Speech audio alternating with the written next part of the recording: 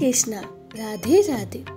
आश्विनी मास की कृष्ण पक्ष में आने वाली और पितृपक्ष की एकमात्र एकादशी का नाम इंदिरा माँ लक्ष्मी जी के नाम पर पड़ा है। और आज के इस वीडियो में आप जानोगे कि इंदिरा एकादशी व्रत की पारण मुहूर्त और पारण की संपूर्ण विधि और नियमों के बारे में। जैसा कि आप जानते हैं, इस बार इंदिरा एकादशी का व्रत 17 सितंबर दिन बुधवार को रखा गया है। एकादशी तिथि 17 सितंबर बुधवार तड़के 12:21 AM से लेकर बुधवार को ही रात को 11:39 पर समाप्त हो रही है और द्वादशी तिथि 17 सितंबर बुधवार को रात को ही 11:40 से शुरू होगी, जिसका समापन अगले दिन 18 सितंबर गुरुवार को रात 11:24 पर होगा। और इस बार हरिवासर का समय रहेगा 18 सितंबर गुरुवार को सुबह 5 बजे तक समाप्त हो जाएगा। जब तक हरिवासर रहता है, एकादशी का व्रत नहीं खोला जा सकता। ऐसे में सभी भक्तों को शुभ मुहूर्त की जानकारी अवश्य होनी चाहिए। इस बार द्वादशी तिथि के दिन बहुत ही दुर्लभ और शुभ योग बन रहा है, क्योंकि इस दिन गुरुवार भी है और गुरु पुष्य योग भी बन रहा है। 18 सितंबर गुरुवार को ब्रह्म मुहूर्त सुबह 4:42 से लेकर 5:30 बजे तक रहेगा और सूर्य उदय समय होगा 6:18 पर और सूर्य अस्त का समय शाम को 6:23 पर होगा। प्रातः काल ही पूजा कर सकते हैं, सुबह 4:57 से 6:07 तक। और इस दिन गुरु पुष्प योग सुबह 6:32 तक रहेगा।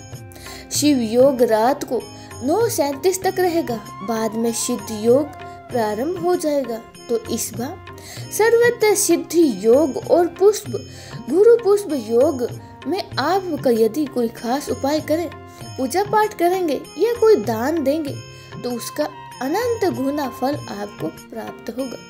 पितरों से संबंधित कार्य यदि इस दिन किया जाता है, तो उसमें भी सफलता अवश्य प्राप्त होती है। राहु काल दोपहर 1:30 पर से लेकर 3 बजे तक रहेगा।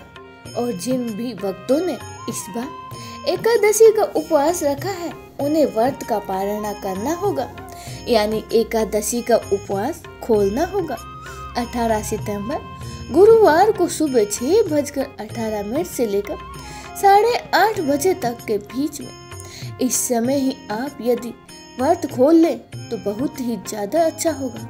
किसी कारण से व्रत ना खोल पाए तो फिर दोपहर के समय 1:23 से लेकर और 3 बजे तक आप इस व्रत को खोल सकते हैं, क्योंकि द्वादशी तिथि पूरे दिन ही रहने वाली है।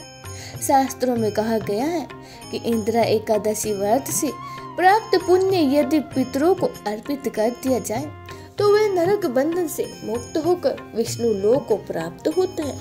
और इस वर्ष कि इंदिरा एकादशी में एक विशेष संयोग यह है कि भगवान विष्णु को इस दिन प्रेम भोग के रूप में साली अर्थात उबला हुआ चावल अर्पित करना अनिवार्य माना गया है, जिसमें तुलसी पत्र अवश्य रखा जाए। तो भगवान विष्णु का विशेष और प्रिय भोग इस बार की एकादशी में उबला हुआ चावल है। साथ ही उबले हुए चावल से व्रत का पारण करना चाहिए और भी शुभ माना गया है।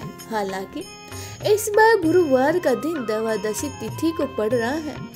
हो सकता है आप में से बहुत से भक्त आज के दिन गुरुवार का व्रत रखा हो, तो ऐसे में व्रत का पारण उबले हुए चावल से ना करें। आप उबले हुए चावल का दान किसी गरीब व्यक्ति को कर सकते हैं। और व्रत का पारण आपको ऐसे में किसी भी अन्न से नहीं करना चाहिए। अन्न की जगह पर आप तुलसी पत्र और जल से व्रत खोल सकते हैं, या फिर पंचामृत फलों के जूस नारियल पानी, लौकी की खीर आदि से कर सकते हैं। उससे पहले भगवान को तुलसी पत्र रखकर भोग अवश्य अर्पित करें। देवादशी तिथि के दिन प्रातःकाल ही स्नान करके, हो सके तो साफ स्वस्थ पीले रंग के वस्त्र पहनकर और भगवान गुरु भगवान का पूजन करें, क्योंकि गुरुवार का दिन है और गुरु भगवान को पीले रंग की वस्तुओं का दान और पीले रंग की वस्तुओं का प्रयोग अत्यंत ही शुभ है, इस दिन माना जाता है।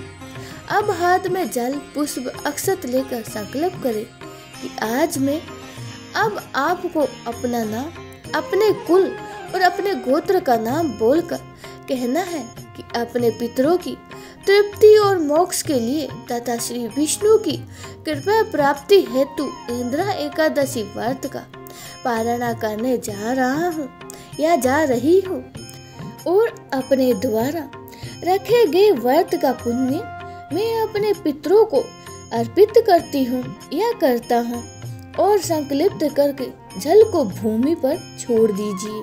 अब जिस चौकी पर आपने एक दिन पहले एकादशी की पूजा की है, वहीं पर आपको भगवान विष्णु की प्रतिमा यदि है तो स्नान कराएं शुद्ध जल से या पंचामृत से। यदि तस्वीर है तो जल का छींटा देकर स्नान का भाव करें, तिलक लगाएं, धूप दीप जलाएं और मंत्र जाप करें।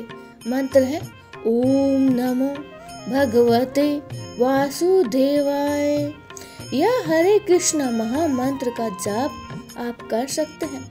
पितरों का भी ध्यान इस दिन करें, 108 बार जाप कर सकते हैं तो बहुत अच्छी बात है। पितरों के नाम से भी दीप जलाएं, जल में काले तिल मिलाकर और कुस्सा मिलाकर उन्हें अर्पण करें। अब द्वादशी तिथि के दिन ही, क्योंकि अग्नि देवता के माध्यम से हमारे पितर या हमारे आराध्य देव का अपना भोग ग्रहण करते हैं, तो आपको हवन भी इसी दिन करना चाहिए। हवन आप काले तिल और घी मिलाकर आहुति देकर कर सकते हैं। जिस तरह से नवरात्रि में या बाकी व्रतों में या अमावस्या के दिन आप जैसे करते हो, वैसे ही आपको करना होता है। हवन दिन आप खुद से हवन करते हैं, उस तरह से ही आप कर सकते हैं। 108 या फिर 11 की संख्या की आहुति दे और हर बार ओम श्री विष्णुवे नमः स्वाहा या ओम नमो नारायणाय स्वाहा इन मंत्रों का जाप करें। हो सके तो इस समय श्रीमद् भागवत गीता के 7वें अध्याय का पाठ या श्रवण करें। उसका पुण्य भी अपने पितरों को अर्पित कर दे। मंदिर में कुछ दान दक्षिणा अर्पित कर दे, जिसका दान आप किसी योग व्यक्ति को या ब्राह्मण देवता को दोगे।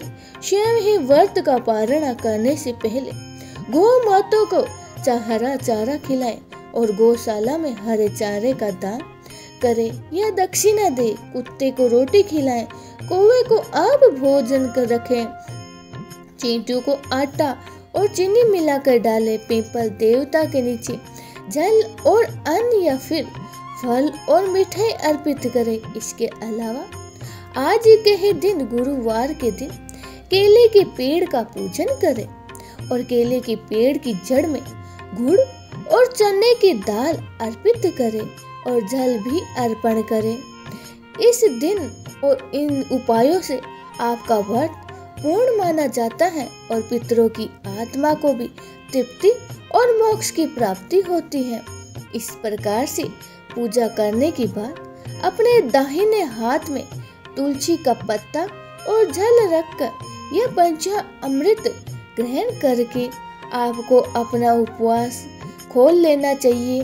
अगर कोई दूसरा व्रत इस दिन आपका नहीं है तो ऐसे में आप उबले हुए चावल तुलसी पत्र के साथ ग्रहण करके भी अपना उपवास खोल सकते हैं और शुद्ध सात्विक भोजन ही आपको द्वादशी तिथि में पूरा दिन ग्रहण करना चाहिए। सुबह और शाम आप भोजन कर सकते हैं और इस दिन भी आपको शांत रहना है, क्रोध नहीं करना है, झूठ चोरी पाप नहीं करना है।